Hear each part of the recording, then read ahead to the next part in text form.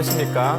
청소년을 위한 리더십 강의. 오늘은 그 세 번째 시간, 다산 정약용 선생의 실행 리더십과 한국형 리더십은 무엇인지에 관해 살펴보도록 하겠습니다. 한국형 리더십. 무엇이 다른 리더십과 다르게 우리 민족 고유의 그러한 리더십이 생기게 할 수 있었던 요인은 무엇인지 다산 정약용 선생의 그런 삶을 살펴보면서 이 시간을 시작하도록 하겠습니다. 우리가 다산 정약용 선생 하면 떠오르는 책이 있죠. 자, 어떤 책입니까? 목민심서라 할 수 있죠. 그리고 그 목민심서는 오늘날 김영란법이라 해서 청백리를 강조한, 공직자라면 누구나가 청렴 결백해야 된다는 그런 다산 정약용 선생의 가르침을 오늘날 실천하고자 하는 정치인들의 노력이라고 볼 수가 있습니다. 청탁금지법이라고 부르기도 하는데요. 제3자를 통한 부정 청탁 및 금품 수수의 금지에 관한 법률입니다. 그래서 결국은 공직자의 부정 부패를 근절하기 위한 정부의 강경책이라고 할 수가 있습니다. 많은 언론인들은 청탁금지법과 관련해서 다산 정약용 선생의 목민심서를 거론하는데요. 그것은 이유가 있습니다. 다산 정약용의 목민심서는 오늘날 뿐만이 아니라 과거 조선 후기는 여러분도 아시다시피 부패한 관리들이 백성들을 좌지우지하던 그런 시기였죠. 그래서 어느 때보다도 청백리가 강조되는 그런 사회였습니다. 다산 정약용 선생은 여러분도 아시다시피 18년 동안이나 오랜 시간 강진에서 유배 생활을 하셨습니다. 인간적인 삶으로 생각해 본다면 그 오랜 시간 가족들과 떨어져서 혼자 외롭게 유배 생활을 한다면 못 견디겠죠. 실제 다산 정약용 선생도 그랬습니다. 처음에 유배지에 갔는데 유배지에 있던 그 마을 사람들이 어때요? 다산 정약용 선생을 피합니다. 왜? 유배 온 사람과 친해지고 가까이 두면 자기들도 역적으로 몰릴까 봐 두려워했던 거죠. 그래서 철저하게 다산 정약용 선생은 처음에 외로운 삶을 살았습니다. 유배지에서조차도. 그렇지만 그가 다시 힘을 내고 용기를 내서 여유당 전서라는 그 500권의 방대한 책을 쓸 수 있게, 세상에 비출 수 있게 한 계기는 바로 그에게 뛰어난 제자들과 다소 부족하지만 못난 제자들이라고 스스로가 생각하는 그런 젊은이들을 자기 품 안에 두고서 정말 자기의 친자식처럼 글 공부를 가르쳤던 거죠. 그러면서 그것이 그분의 유일한 삶의 위안이기도 하였습니다.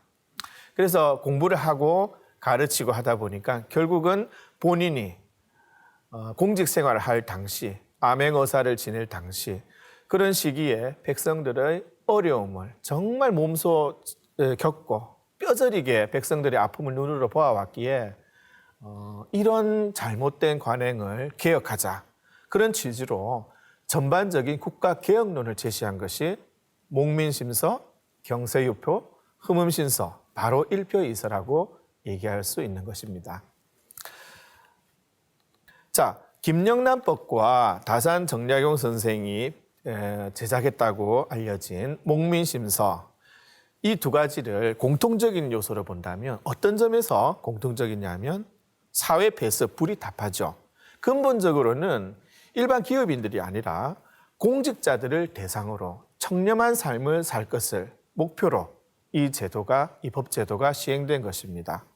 그래서 공직자의 공정한 직무 수행을 보장하기 위해서 어느 상한선을 딱 두고 어느 이상 점심 식사를 제공을 금한다든지 금품 수수 또는 선물 이런 것들을 못하게 하는 법이었죠. 근데 저는 김영란법에도 문제가 있다고 생각을 하는 부분이 있습니다. 그 김영란법 자체가 문제가 있다기보다는 그 법을 오해한 사람들이 잘못 시행했을 때 어떤 일이 벌어지느냐. 얼마 전에 김영란법이 시행되고 나서 한 대학 강의실에서 학생이 교수님께 뭘 줬죠? 커피 한 잔 줬어요. 캔커피. 그런데 그거를 부정청탁이라 해서 고발을 한 대학생이 있었어요. 그 커피를 마신 교수님은 김영란법에 위배되었을까요? 아니면 아무런 죄가 없었을까요? 당연히 죄가 없죠. 법적으로는 그 식사나 그 선물의 대가가 3만 원에서 5만 원, 그 상한선이 정해져 있었기 때문에 커피 하나 얼마 안 하잖아요. 그렇죠? 1,000원. 그런데 그 학생은 그 캔커피를 교수님 탁자 위에 탁 얹어주면서 잘 봐달라 이런 마음으로 얹어줬을까요? 저는 그렇게 생각을 안 합니다. 그 학생의 순수한 마음이라고 저는 생각해요. 좀 더 저희들을 열심히 가르쳐 주십시오. 그런 마음. 그리고 저희들을 위해서 강의해 주시는데 목마르실 때 이 음료수를 드시면서 목을 축이시고 강의를 계속 해 주시면 감사하겠습니다. 그런 의도로서 그 음료수를 전해드렸겠죠. 그런데 학생은 너무나 투철한 법 정신을 또는 법 철학적인 그런 마인드가 가지고 있는 학생이었는지는 모르겠지만 그것을 잘못 오해를 하면 군사보 일체라는 옛 우리의 아름다운 미풍양속에도 저촉이 되는 그런 행동이 계속 발생하지 않을까 그런 걱정도 앞섭니다. 자, 조선 시대 그 다산 선생께서 살았던 그 시기 상황이 어땠을까요? 임진왜란이 발발한 직후였죠. 1592년에 임진왜란이 발발했죠. 그 이후로 어떤 일이 벌어졌죠? 병자호란이 발생했습니다. 2번의 엄청난 전쟁을 겪으면서 우리 백성들의 삶은 너무나 피폐한 삶을 살 수밖에 없었습니다. 거기다가 이런 목민관들이 매간매직하고 백성들로부터 엄청나게 세금을 착취해 걷어들이니까 백성들은 누구에게 하소연할 데도 없었던 거죠. 정말로 차마 눈뜨고 보기 어려울 정도로 피폐한 생활을 하였습니다. 이후 백성들은 너무나 오랫동안 궁핍한 생활을 하였고 정조대왕께서 돌아가신 이후에 세도 정치가 있었죠. 여러분 잘 알다시피 조선 후기 때 순조, 헌종, 철종 이 3대 60여년간 국정을 독점하는 형태가 나타났습니다. 당연히 신하들은 더욱더 부패에 빠질 수밖에 없었죠. 빠질 수밖에 없죠. 윗물이 흐려버렸으니까 아랫물도 똑같이 흐려버린 겁니다. 자, 세도 가문과 결탁한 과거 급제, 그죠? 정권을 잡은 사람들이 계속 자기네 정권을 따르고자 하는 새로운 실세 세력들을 자기네 팀으로 데리고 가는 거예요. 어떻게 보면 당파의 시초라고 볼 수도 있죠. 이런 제도들이. 과거 급제자가 남발하게 됩니다. 돈 주고, 그죠? 매간매직이 성황하고, 그죠? 관직조차도 돈 주고 사는 그런 시대를 살아가게 됩니다. 자, 그렇다면 돈을 주고 내가 관직을 얻었어요. 그러면 생돈 준 거죠. 그 생돈을 어디서 메꿔 놓을까요? 충당하려 할까요? 결국은 백성들 뿐입니다. 그러니까 백성들을 착취할 수밖에 없었던 거죠. 자, 거기다가 조선 후기는 삼정문란이 너무나 득세했습니다. 삼정문란이 뭐냐면 전전, 군정, 황곡이죠. 전정이란 거는 황폐한 토지에도 세금을 거둡니다. 비옥한 토지에 농작물을 재배해서 세금을 거둬들이는 거는 당연한데 황폐한 토지에 어떻게 농작물이 잘 자랄 수가 있겠어요. 그렇죠? 그런데도 관리들의 수탈이 끊임없이 이어졌던 거죠. 두 번째는 군정입니다. 어린아이와 죽은 사람에게도 군포를 거두어가는 이런 몰지각한 정말로 파렴치한 짓을 서슴지 않습니다. 그 다음에 황곡이라 해서 빈민구제를 위해 곡식을 대여주던 황곡을 아주 높은 이자를 받는 형식으로 고립대업자처럼 그런 형식으로 운영을 하게 됩니다. 이런 피를 빨던 나쁜 목민관들을 처형해야 되겠다. 없애버려야 되겠다. 그런 마음을 품은 사람이 결국은 다산의 그 개혁 정치의 이유가 되기도 했던 겁니다. 자, 조선 후기 홍경래의 난과 임술 농민 봉기. 하지만 이런 농민들의 봉기가 일어났다 하지만 사회 모순을 근본적으로 해결하지 못한 채 19세기는 나라가 어지러운 밀란의 시대가 도래하게 되었습니다. 그래서 여러분들 아시다시피 그 동학 농민 운동이 이때 많이 그 전국적으로 성행하게 되었죠. 나라 살림은 어려워지고 백성들의 고통은 커져만 갔습니다. 이런 백성들의 고통과 함께 이 백성들의 아픔을 함께 나눠야 될 다산 정약용 선생조차도 18년간 유배 생활을 떠나게 됩니다. 이러한 고통스러워하는 백성들을 보며 그분은 목민심서를 저술하게 됩니다. 자, 목민심서는 그러면 어떤 내용으로 구성되어 있을까요? 목민관이 지켜야 할 지침을 밝히면서 관리들의 폭정을 비판하고 있습니다. 이 책은. 그래서 내용은 12편의 내용으로 이루어져 있고 각 편은 다시 6조로 나누죠. 그래서 총 72조로 엮여진 책이라 할 수가 있습니다. 자, 목민심서 12편에는 이렇게 다양한 목차를 다산 선생께서 직접 쓰시고 편찬을 하게 됩니다. 부임, 목민관들이 첫 부임부터 해관, 그 공직에서 물러나는 그 순간까지 시작과 끝을 목민관들이 어떻게 생활하고 어떻게 백성들을 다스려야 할지 그런 모습을 상세하게 공직자의 바른 모습을 기록해 놓은 책이라고 볼 수가 있습니다. 그래서 부임, 율기, 봉공, 애민 이런 내용들이 있는데 애민하면 백성들을 사랑하는 내용이죠. 목민심서에는 애민이 사상이 가장 많이 드러나 있는 책이라고 볼 수가 있습니다.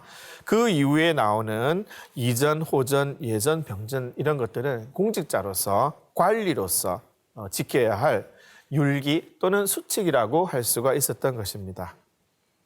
자, 그렇다면 이 여유당 전서, 목민심서를 저술한 다산 선생은 과연 어떤 삶을 살으셨을까? 간단하게 살펴보도록 하겠습니다. 다산 선생은 조선이 낳은 위대한 실학자요, 경세가라고 할 수가 있습니다. 실학자라는 것은 보통 우리가 역사 시간에 여러분들 배우셨죠? 실사구실에서 실제 우리 생활에 필요한 또는 도움이 되는 학문을 배우고 익히는 것이 실학이라고 여러분 배우셨을 것입니다. 그래서 과학, 그 속에는 과학도 있었고 경세치용 이용후생을 위한 학문의 방법 이런 것들이라고 여러분 배우셨을 겁니다. 경세가라고 불리운 이유는 세상을 경영하고 새롭게 바뀌게 해야 된다는 그런 사상을 강조한 분이기 때문에 우리는 그분을 실학자이면서도 경세가라고 부르는 겁니다. 자, 그분은 경기도 남양주시에 정재원의 넷째 아들로 출생하게 됩니다. 그래서 28살에 문과에 급제하죠. 그때가 정조 13년, 정조대왕께서 다산 선생을 가슴에 두게 됩니다. 31살에 수원 화성 설계도를 정조에게 바치죠. 그래서 33살 때 암행어사로서 실제 백성들과 부대끼는 목민관으로서의 관직 생활을 시작하게 됩니다. 40이 되었던 그해 순조가 왕으로 등극한 이후에 호남 강진에 18년간 귀양살이를 하게 됩니다. 물론 이때는 정권 세력 다툼 때문에 다산 선생이 좀 억울하게 유배 갔 수밖에 없었던 그런 상황이었죠. 그래서 그분의 책을 보면 요 밑에 보면 경학이라 해서 대표적인 여유당 전서 속에 수록된 책입니다. 논어고금주, 맹자요의, 중용강의, 주역사전, 역학재언 등 이런 책들은 보시면 경학이라고 보통 분류입니다. 경학이라는 거는 여러분 대학, 논어, 맹자, 중용, 사서와 같이 옛 성인들의 말을 적어놓은 경전을 공부하는 방법을 수록해 놓은 것들이 경학을 공부하는 선비들이 배워야 할 덕목들이었죠. 경학은. 그런데 경세학이라는 거는 세상을 경영한 학문이에요. 그 경영한 학문에는 아까 얘기한 바와 같이 일표이서가 자리 잡고 있는 겁니다. 그런데 경학은 뒤에 보면 노느면 노느지 왜 고금주란 말을 붙였고 다산 선생께서 맹자면 맹자인데 왜 맹자요이란 말을 붙였을까? 중용이면 중용이어야 되는데 왜 중용강이라 하셨을까? 주역이면 주역인데 왜 주역사전이라고 제목을 붙이셨을까? 궁금하죠? 그거는 다산 선생께서 기존에 성리학자들이 집대성 해놓았던 이러한 경전들을 새로이 한민족의 실정에 맞게 재구성하고 번역을 새로 했기 때문에 뒤에 이런 내용들을 붙인 겁니다. 또는 그 경전의 해석을 이렇게 보는 것이 옳지 않은가? 주자와 대립되는 번역을 하는 경우가 참 많았습니다. 자, 다산 선생의 사상을 잠깐 살펴보도록 하겠습니다. 인격수양으로 시작하는 학문입니다. 자, 경학을 근본으로 하고 경세학을 그 실현 방법이라고 했죠. 선비들이 경전을 읽는 목적이 뭘까요? 자기의 마음가짐을 그죠?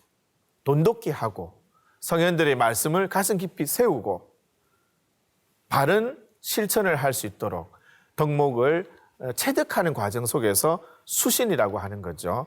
그 수신을 위해서 경학을 근본으로 해야 된다는 겁니다. 그 다음에 그 경세학은 경학으로 다져진 내 마음을 세상에 실현시켜주는 도움이 되도록 실현시켜주는 그 실현 방법들이라 해서 세상을 위한 학문을 한다 해서 경세학이라고 불리우는 겁니다. 자, 주자의 성리학을 비판했다 했죠. 다산 선생께서는 성리학을 비판하고 유학 본래의 정신으로 돌아가자라고 하였습니다. 관념화된 성리학은 더 이상 피폐해진 조선시대를 새롭게 이끌어갈 수 없다고 보았기 때문이죠. 그래서 유학 본래의 정신으로 돌아가자. 백성을 위하는 학문.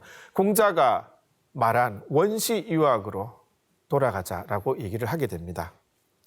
자, 다산의 경학은 실행과 실천이 가능한 실학적 사고로 새로운 경전 해석을 시도했다는 점에서 의의가 있습니다. 그리고 경세학은 사회 전반에 걸친 개혁 사상으로서 새로운 학문을 자신의 독창적 학문 체계에 융화시키고 당시 사회 현실에 대한 전반적인 문제의식을 반영했다는 점에서 개혁 의지를 알 수가 있습니다. 그래서 대표적으로 일표이서 가운데 경세유표가 개혁의 불가피성을 강조하면서 다산 정약용 선생의 전반적인 국가개혁관이 경세유표에 녹아있다고 보시면 될 것입니다. 백성이 근본이죠. 철저하게 정조와 마찬가지로 다산은 애민 정치를 강조합니다.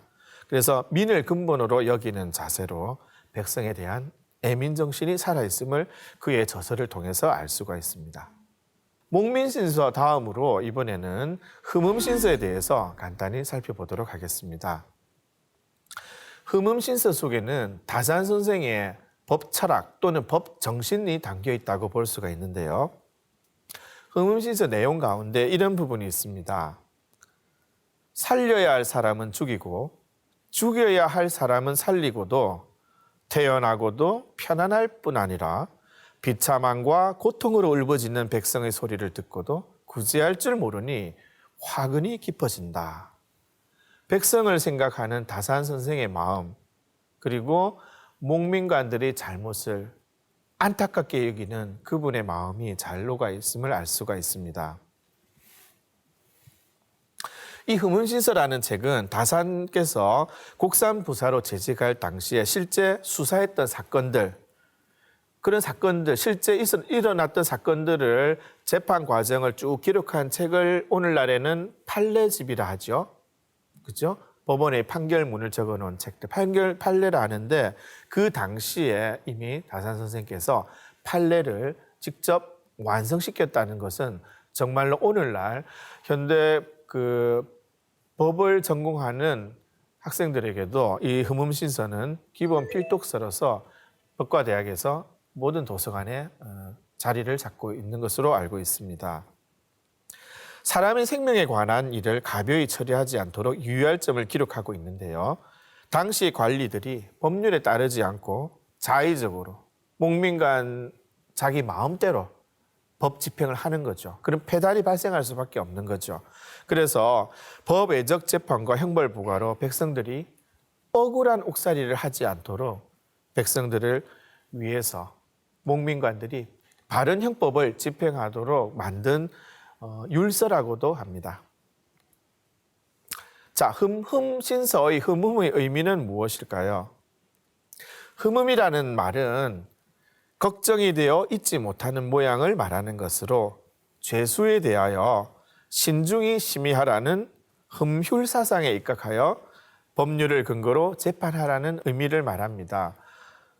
그래서 흠흠이라는 의미에 대해서 다산 선생께서는 위지흠흠자는 하야, 흠흠이라는 것은 고리 형지 본야라고 얘기를 하였습니다. 본디 형벌 다스리는 근본이라고 했죠. 상가하고 상가하는 마음.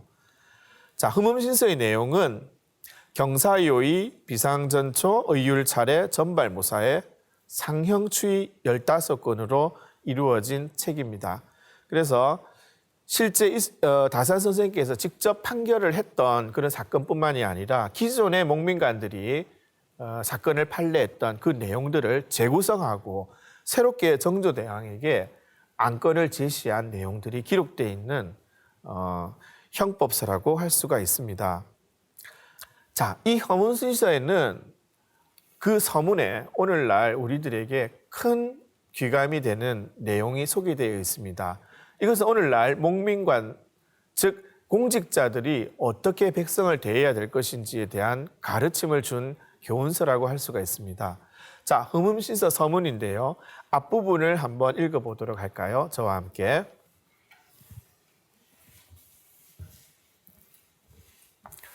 유 천생이니 우사지하니. 예, 오직 유자죠. 하늘 천자에 날생자, 사람인자입니다. 오직 하늘만이 사람을 낳게 하죠. 그리고 우사지라 했습니다. 또 우자, 죽을 사자, 갈지자. 또 그것을 죽이니, 또 사람을 죽인다는 말보다는 사람의 목숨을 거두어가는 거죠. 하늘이 그런 권한을 하늘이 그러한 권한을 가지고 있는데, 인명은 개호천이라.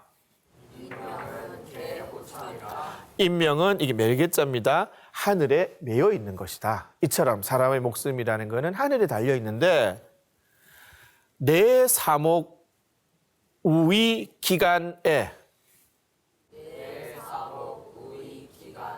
그런데 사목이 즉 목민관이 그 기간 그 중간에서 어떤 일을 벌입니까? 안기 선량이 생지하고.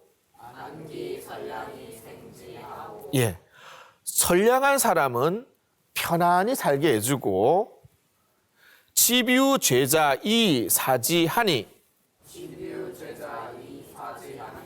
죄 있는 사람은 잡아다 죽이는 것이니 시 현현 천권이라. 이는 하늘의 권한을 드러내 보이는 것일 뿐이다. 즉 목민관은 하늘의 권한을 대신해서 백성들을 다스려야 하는 것이 본분임을 알 수가 있는 그런 내용입니다. 그런데 그 중간에 목민관이 그러한 소임을 망각하고 백성들의 목숨을 파리 목숨처럼 함부로 움켜쥐고 선량한 사람을 죽이기도 하고 죄 있는 사람을 풀어주기도 하면서 악행을 저질렀죠. 그걸 비판한 내용이 바로 흠흠신서의 서문이라고 할 수가 있습니다. 자, 뒷부분은 제가 한번 읽어보겠습니다. 인대 조 천권 사람이 하늘의 고난을 대신 지고서도 망지긍회라. 삼가고 두려워할 줄 몰라. 불부호 성망 털끝도 갈라보고 가시랭이라도 쪼개보지 아니하고 내만 내혼이라 곧 흐트러지고 곧 어두워져서 혹 생이 치사지 혹 살려야 하는 사람을 죽이고 역 사이 치 생지 또 죽여야 하는 사람을 살려놓고 상념은 안 하니라. 오히려 어찌 편안하게 살아갈 수 있단 말인가. 다산 정약용 선생의 정말 절규가 느껴지는 내용이라고 할 수가 있습니다. 정말 울분을 정말 참고 삭혀서 쓴 글이라는 것을 알 수가 있죠. 자, 그러면 흠음신서에 있는 여러 사건들 가운데에서 오늘날 귀감이 될 만한 그런 사건은 무엇이 있는지 하나 먼저 한번 살펴보도록 하겠습니다. 때는 1798년 정조 22년 때입니다. 황주 백성 신착실이라는 분이 엿값을 받기 위해서 외상 받은 자와 시비 도중에 지게뿌리에 찔려 죽게 한 사건. 어떻게 보면 지게뿌리로 찌른 건 아니고 넘어지면서 상대방이 찔렸던 거죠. 그런데 그 신착실을 두고 어떤 판결을 내려야 될 것인가에 대해서 논란이 있었습니다. 자, 살펴보도록 하겠습니다. 엉터리 수사만이 문제가 아니었다. 엉터리 판결도 많았다. 무분별한 양형에 대해 정상을 잠작해 석방한 사례도 있다. 이른바 신착실 살인 사건. 사건은 어이없는 것이었다. 웬일인가? 엿장수 신착실이 엿 2개의 외상값을 받으러 갔다가 시비가 벌어졌다. 저거는 약값을 줘야 될 거야. 역값 2푼을. 엿 2개 값은 단돈 2닙. 주란 말이야. 못 줘. 어디서 갈 거야? 줘. 못 준다고. 주라고. 아이, 필요 없다니까 왜 그러는 이 거야? 양반이 진짜. 못 줘. 줘. 아이, 파장 사장하는. 에이씨. 이 양반이 진짜. 아유, 진짜. 왜 그래? 시비 도중 엿장수 신착실이 박 씨를 떠밀었다. 그런데 하필이면 떠밀린 박 씨가 지게불에 항문을 찔리고 말았다. 박 씨는 즉사했다. 엿장수 신착실은 졸지에 살인자가 되고 말았다. 살인자 신착실을 사형시켜야 한다는 의견이 많았다. 자, 정말 어처구니가 없는 사건이었죠. 어떻게 보면 웃음이 나기도 하고 어떻게 보면 너무나 안타까워서 그죠? 그 죽은 일을 생각하면 그런 생각을 하는데 당시에 다산 정약용 선생과 정조대왕의 판결문이 정말 명문장입니다. 오늘날 같으면 이 사건을 두고 어떻게 판결했을까요? 만약에 우리 여러분들이 검사다. 그러면 신착실이 엿값 안 주는 그 사람에게 탁 밀었어. 그런데 그 사람이 넘어지면서 찔렸어요. 그죠? 어떤 판결을 내릴까요? 신착실에게. 살인죄? 아니면 과실치사죄? 어떤 데 죄를 논하는 게 옳을까요?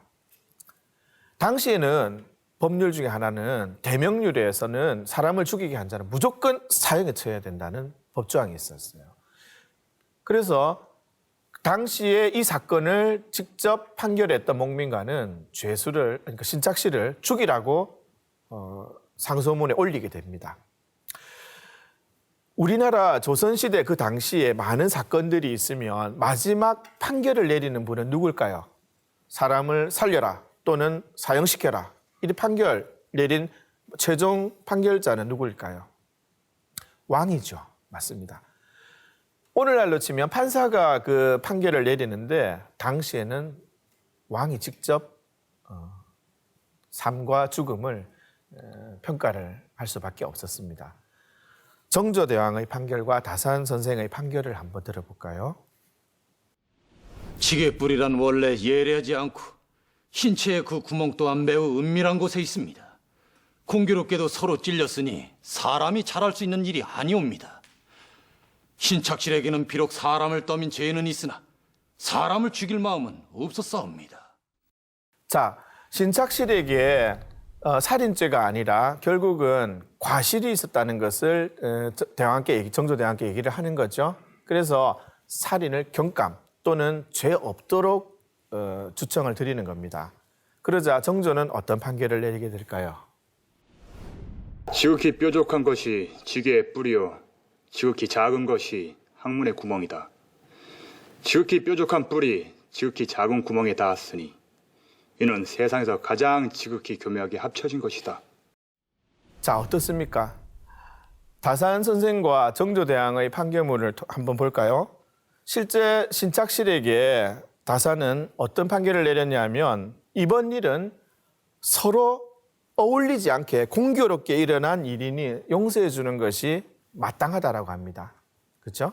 그런데 정조대왕께서는 더 나아가서 지극히 작은 것이 사람의 신체 특정 부분, 지극히 뾰족한 것이 지게의 뿌리. 그래서 지극히 만나기 어려운 일이 일어났다 해가지고 이것은 살인의 의도가 전혀 없었다는 것을 얘기를 하고 있는 겁니다.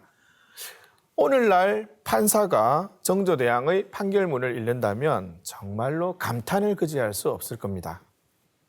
단순히 사람의 살림과 죽음에 대해서 논한 것이 아니라 인간으로서 죄가 어떻게 고의성이 있었느냐 없었느냐까지 그 당시에 이미 생각을 했던 정조대왕의 마음이 정말로 우리가 알다시피 애민 사상이 뛰어났던 왕임을 다시 한번 이 사건의 판결문을 통해서 알 수가 있습니다.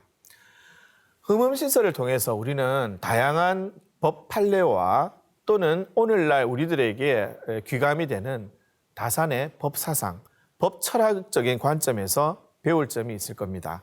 자, 법 사상적인 측면에서는 흠흠신서의 흠흠이 나왔죠. 삼가고 상가하는 마음, 신중히 죄를 결정짓는, 판결하는 그러한 마음, 그게 바로 흠휼 사상이죠. 결국에는 죄수들을 가련히, 힘없는 죄수들을 가련히 불쌍히 여기는 그 애민의 정신이 녹아 있는 거죠. 그것은 곧 사람의 생명, 인명을 존중하는 뜻이 담겨 있다고 할 수가 있습니다. 조선시대 때는 예치나 법치, 이 두 가지의 구조로 사람을 죄를 판결했던 시기였죠. 그래서 때로는 법보다는 향약이나 상강오륜 이런 내용, 이런 관습법들이 법보다는 더 우선시되는 경향이 있었던 시기이기도 하였습니다.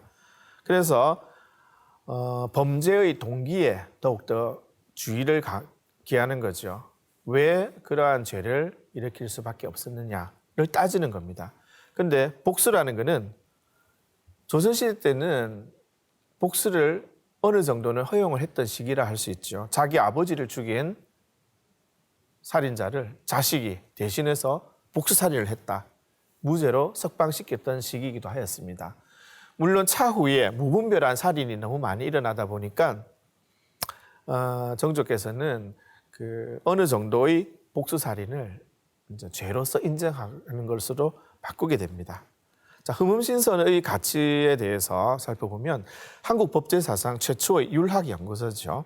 살인 사건을 심리하는 데 필요한 실무 지침서이기도 합니다.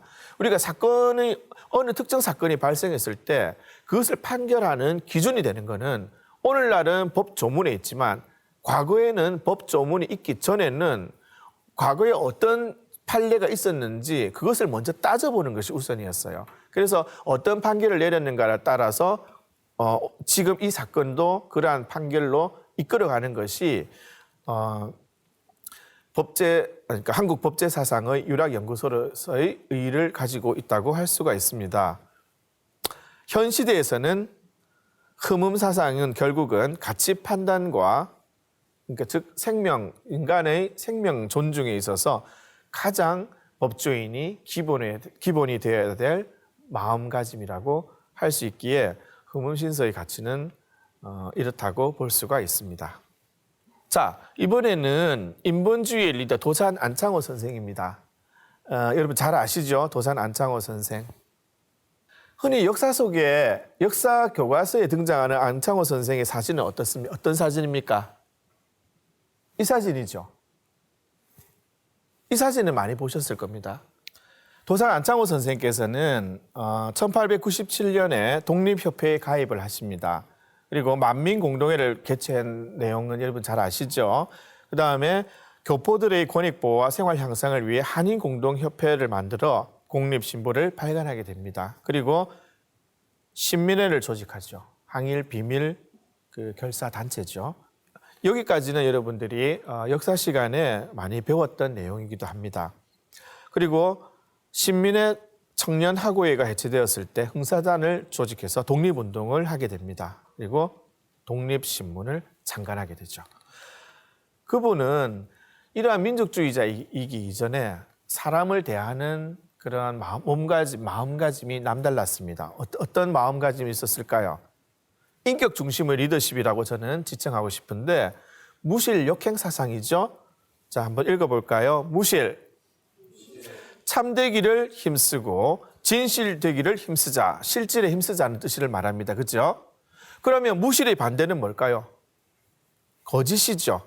거짓말하지 말고 속이지 않는 것. 즉 정직하기를 힘쓰자는 뜻입니다. 무는 힘을 쓴다는 뜻으로 진실을 알고 이를 실천하자 저마다 참된 것을 힘쓰고 참된 사람이 되자는 가르침을 뜻합니다. 역행은 행하기를 힘쓰자는 뜻입니다. 참이라고 믿고 옳은 일이라고 생각하는 일, 마땅히 해야 하는 일, 혹은 마땅히 걸어가야 할 길을 주저하지 않고 꾸준히 실천하고 노력하고 걸어가는 그 자세를 말하는 거죠. 자, 무실과 역행이 나왔으니 다음에는 뭐가 나올까요? 우리가 역사 시간에 배운 바로는 충의, 용감이 나오겠죠. 자, 한번 읽어볼까요? 충의, 용감.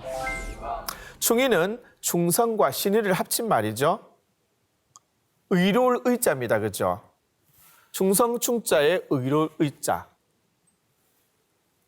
일이나 사람에 대해서 언제나 참되고 신용이 있고 충성심의 마음가짐을 가지고 있어야 된다는 것을 강조하고 있습니다. 무슨 일이든 일단 작정을 하면 내가 불리하든 무조건 끝까지 성실성을 가지고 신의를 지켜야 된다. 자기가 한 말에 대해서 책임을 져야 된다는 그런 마음이 담긴 내용이라고 볼 수가 있습니다. 그다음 용감이죠. 옳은 일을 위하여는 두려움 없이 돌진해야 된다. 전진해야 된다. 그리고 어려운 일을 당할 때는 참고 견디는 자세를 가리키고 있습니다. 그래서 용기는 정의와 진리에 대한 확고한 신념을 바탕으로 신념에 따라 꺼리낌 없이 일관된 삶을 살자는 것을 강조하고 있었던 겁니다. 그러면 이런 인격 중심의 리더십은 어떻게 말할 수 있을까요?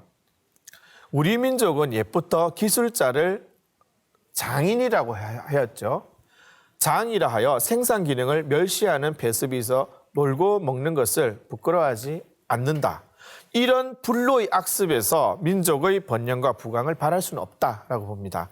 일하는 것은 민족의 번영을 위하는 애국 행위라 하여 이를 늘 장려하게 됩니다. 그래서 육아에서도 농사일 안 하고 책만 읽는 선비를 뭐라 합니까? 아무짝에도 쓸모없는 선비라고 얘기하고 있는 것입니다. 도사는 4대 정신과 3대 육을 역설했습니다. 강조한 거죠. 3대 육이란 덕육, 체육, 지육입니다. 그 지덕체라고 할 수가 있죠. 우리가 흔히 지덕체를 많이 얘기를 하는데 도산 안창호 선생님께서도 이 지덕체를 아주 많이 강조하였습니다. 민족의 단계를 위해서, 리더가 되기 위해서 이런 자질을 꼭 갖춘 지도자를 바랬던 거죠. 덕이 없는 지는 악의 힘이 되고 건강 없는 자의의 지는 불평이 된다고 생각했습니다.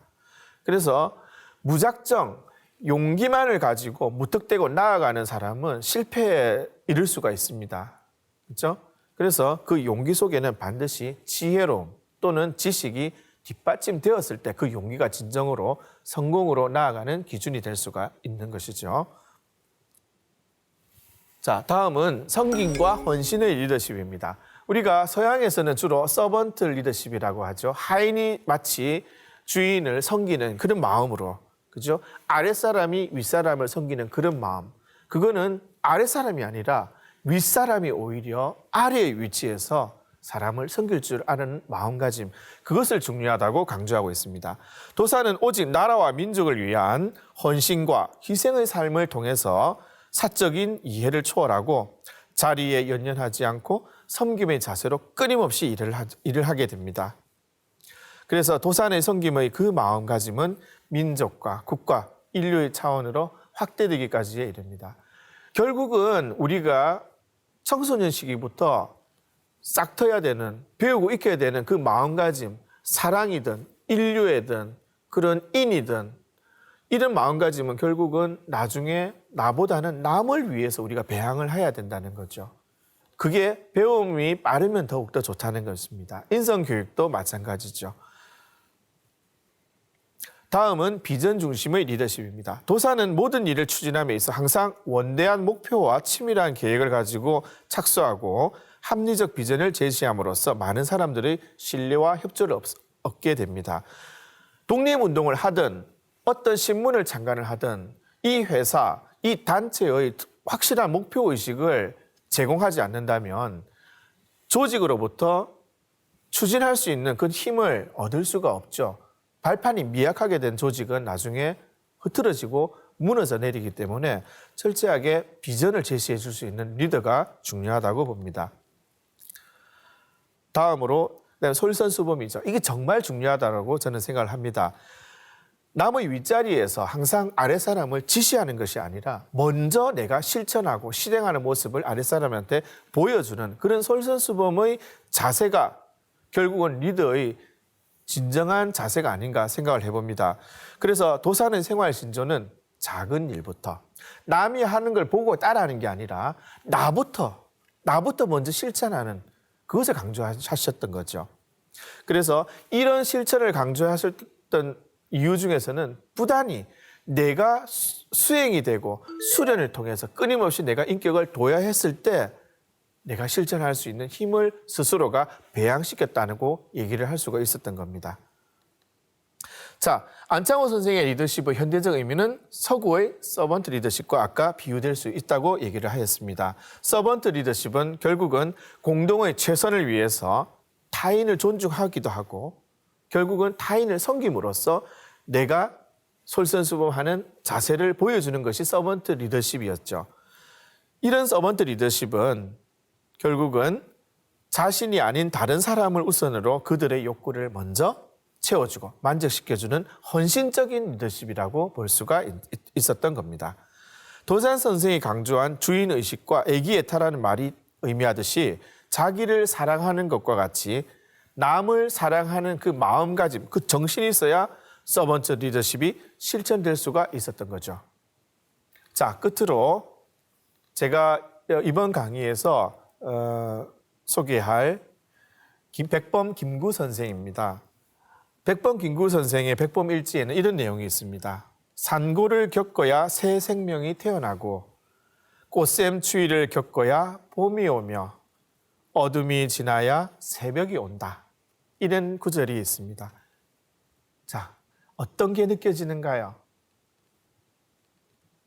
결국은 끊임없는 고통, 산통, 진통을 겪고 그 진통을 이겨나갔을 때 새로운 꽃을 바라볼 수 있는 그런 마음가짐이 형성된다. 그거를 얘기해 주는 거죠. 지나온 기업 경영인들도 마찬가지죠. 어려움을 다 딛고 일어섰을 때 진정한 우리가 칼레타 파칼라에서처럼 인격 수양, 영혼조차도 아름답게 고귀하게 발전할 수가 있는 겁니다. 그게 우리 청소년들에게 정말로 얘기해주고 싶은, 말하고 싶은 그 주제가 아닌가 싶습니다. 김구 선생께서는 어릴 때 참 인물이 별로셨는가 봐요. 그래서 아버지께서 풍수 공부나 관상 공부를 한번 해봐라 이렇게 얘기를 한 적이 있었어요. 그때 이제 김구 선생은 여러 가지 손금 보는 책, 그 다음에 이제 관상 보는 책, 그 다음에 사주 보는 책, 그러한 책들을 읽는 과정에서 한 구절이 본인의 그 인생을 바꿀 만큼 큰 내용이 있었어요. 그게 어떤 내용이냐면 상호 불여 신호여 신호부려 심어요. 신호부려 덕호라. 즉 얼굴 좋은 것이 몸 좋은 것만 못하고 몸 좋은 것이 마음 착한 것만 못하고 마음 착한 것이 덕성 훌륭한 것만 못하다. 이런 말이었습니다. 그래서 김구 선생께서는 처음에 자기가 타고났을 때는 좀 인물이 좀 떨어진다 할지라도 스스로 인생을 계획할 수 있는 신념을 가지게 되는 거죠. 결국에는 외관보다는 진실한 그 마음, 그게 정말 중요하다는 것을 인생을 살아가는 데 있어서 중요하다는 것을 일러주는 거죠. 자, 그 다음으로 모든 인간은 평등하다는 겁니다. 동학을 통해서 다시 학문을 배우기 위해 황해도로 떠납니다. 김구 선생은 한때 동학을 몸담으셔서 동학 공부를 하셨나 봐요. 그 당시에 물론 그 많은 우리나라 민족 백성들이 동학에 많이 참가했다고 나옵니다. 학문을 배우고자 떠난 뒤 김창암에서 김창수로 개명을 합니다. 동학의 교리 전파도 하였고 2대 신임으로 수백 명의 교도를 이끄는 접주가 되기도 하였습니다. 김구 선생께서 동학을 통해서 깨달았던 점은 무엇이냐면 백성이 잘 살기 위해 서로 단결해야 하고 일본군을 물리치려면 우리도 힘을 길러야 된다는 거죠. 그리고 모든 사람은 신분 구별 없이 똑같이 대우를 받아야 한다고 생각을 하였습니다. 자, 그리고 김구 선생께서 젊은 시절에 우리가 명성황후 아시죠? 조선의 국무라 이렇게 칭하는 그 명성황후를 죽인 한 일본인을 김구 선생이 죽이러 간 적이 있었습니다. 그래서 그거를 치아포 사건이라고 하는데요. 국모의 원수를 갖기 위해서 살해한 것이라고 이제 일본 경찰에 체포되어서 얘기를 해요. 그리고 나서 감옥에 갑니다. 김구 선생께서. 그래서 사형을 기다리고 있는 중에 전화가 한 통이 왔나 봐요. 그 감옥 형무소로. 김구 선생을 방면해 달라는 요구가 있는 한 통의 전화. 그 누가 전화했을까요? 혹시 우리 역사 시간에 배우셨습니까? 김구 선생이 죽기 직전에 사형 위기에 처한 김구 선생을 구한 이 한 통의 전화. 바로 고종 황제께서 전화를 했죠. 김구 선생을 사형 위기에서 처하다 이렇게 해가지고 이제 치아포 사건으로 체포된 김구 선생의 구명을 이제 요구한 고종 황제 덕분에 김구 선생은 다시 풀려나게 됩니다. 그리고 새로이 얻게 된 이 생명을 조국 독립을 위해서 헌신하게 되는 거죠. 그래서 상해로 떠납니다. 김구의 도량을 알아본 안창호는 그에게 경무국장을 임명하게 됩니다. 그러니까 도산 안창호 선생과 백범 김구 선생의 사이에는 이렇게 인재를 알아보는 그러니까 안창호 선생의 인재를 알아보는 그런 해안이 있었던 거죠. 백범 선생께서 그 이후에 민족을 위해서 얼마나 많은 일을 하게 됩니까? 또한 여러 직위를 도맡았고 한국 애국단 등의 비밀단체를 만들고 광복군을 이끌어내는 큰 일을 하게 됩니다. 임시정부의 자격으로 당당히 국내에 투입을 했지만 실현하지 못한 채 물거품이 된 그 독립군들의 그 활동, 광복군의 활동, 그에 대해서 김구 선생의 비통한 심정을 내뱉은 그 내용이죠. 외작 항복. 이것은 내게 기쁜 소식이었다기보다는 하늘이 무너지는 듯한 일이었다. 왜? 광복군은 일본을 쳐부수기 위해서 만주 상해에서 훈련을 열심히 하고 있었어요. 그런데 조선 국토로 한반도로 들어오려고 하기 직전에 일본이 항복을 했던 거죠. 전쟁에서 항복한다는 선언을 하게 되는 거죠. 그래서 전쟁이 일어나지 못한 것에 대한 아쉬움을 드러내는 겁니다. 눈 덮인 들판을 걸을 때 함부로 어지러이 걷지 마라. 오늘 내가 남긴 발자취는 뒷사람의 이정표가 되리니 김구 선생께서 남기신 말입니다. 그래서 우리 청소년 여러분들이 진실한 이런 성인이나 민족운동을 하셨던 김구 선생, 도산 선생과 같은 삶을 토대로 하루하루 정말 나라를 걱정하고, 그죠? 충을 마음에 새겨놓고 그 다음에 의로움을 그 마음에 또 바탕으로 새겨서 사람을 사귀는 데 있어서는 믿을 신자, 그 신이로서 사귈 수 있는 그런 마음을 여러분들의 가슴 속에 하나씩 하나씩 새겨 넣는다면 여러분의 인격은, 인성은 저절로 배양되고 발전되리라고 생각합니다. 그래서 리더십 강의라는 것은 결국은 청소년 여러분들의 마음가짐에서부터 시작된다라고 저는 생각을 합니다. 그래서 오늘 내가 어떤 책을 읽고 친구들에게 어떤 말 한마디를 하느냐에 따라서 그것은 결국은 내 자신의 인격을 쌓게 하는 하나의 밑거름이 되기 때문에 그래서 제가 하루하루 정말 최선을 다해야 된다라고 얘기를 합니다. 정치인과 기업인들을 보통 리더십의 표본으로 우리가 생각을 하지만 그 정치인들, 기업인들 외에 진정한 리더는 우리 가정에서부터 부모님, 그리고 여러분들이 어떻게 부모님들에게 효를 다하는가 그 작은 것의 실천에서부터 시작된다고 생각을 합니다.